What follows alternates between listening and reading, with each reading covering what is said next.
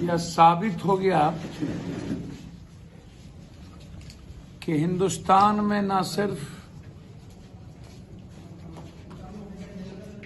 गुलामी की ओर हिंदुस्तान बढ़ रही है,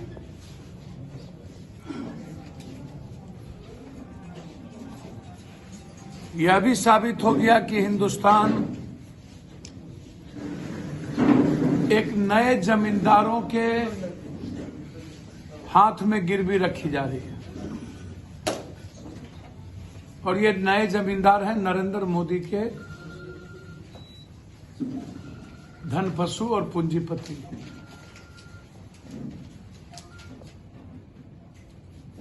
वॉइस पे वोटिंग, बारे बार पूरा देश एक तरफ, मोदी जी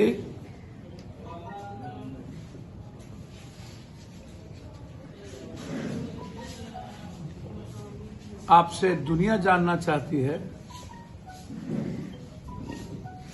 कि 71 साल के बाद जुमलेबाजी क्यों, लेकिन इसका ये मतलब नहीं है कि आप पूरे देश को हिटलर की तरह चलाएं। मोदी जी, हिटलर को हिम्मत था तो उसने सुसाइड किया। आप तो इतने कायर और कमजोर आदमी हैं कि आप हिंदुस्तान को आत्महत्या करने पर मजबूर कर दें। गोली मारने की या खुद को मार लेने की हिम्मत भी किसी ताकतवर लोगों में। आप हिंदुस्तान को खत्म करने पर क्यों उतारे? यह सवाल हिंदुस्तान जानना चाहता है। कोरोना वायरस के बीच में आपने 5 बिल लाए,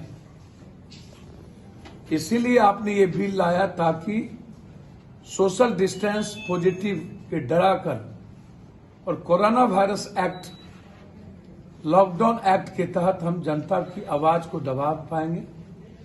जनता सड़कों पर नहीं होगी, लोग रोडों पर नहीं उतरेंगे। पहला आपने बिल लाया, मजदूर के अधिकार कानून को समाप्त कर दिया और उस पर भी ठेकेदार और पूंजीपतियों के हाथ में पूरी मजदूरों को गिरवी रख दी। बिहार के किसानों की आत्मा को पहले ही मार दी थी यूएसपी के सवाल पर, जब इन्होंने खरीदारी को बाजार से चीजों से अलग कर दिया था। 5,000 सवा 5,000 करोड़ की म्यूजियम बनी, विधानसभा बने, गांधी मैदान के बगल में भवन बने, लेकिन एक कोल्ड स्टोरेज नहीं बना, एक अनुमंडल पर बाजार समिति का निर्माण नहीं हो पाया, एक बड़े गोदाम किसानों की संपत्ति को रखने के लिए नहीं बना पाए। नरेंद्र मोदी जी डबल इंजन की सरकार क्या ये तय कर चुकी है कि हिंदुस्तान के किसानों की जमीन पूंजीपतियों के हाथ बिना किसी रोक टोक के पहुंचा देना है।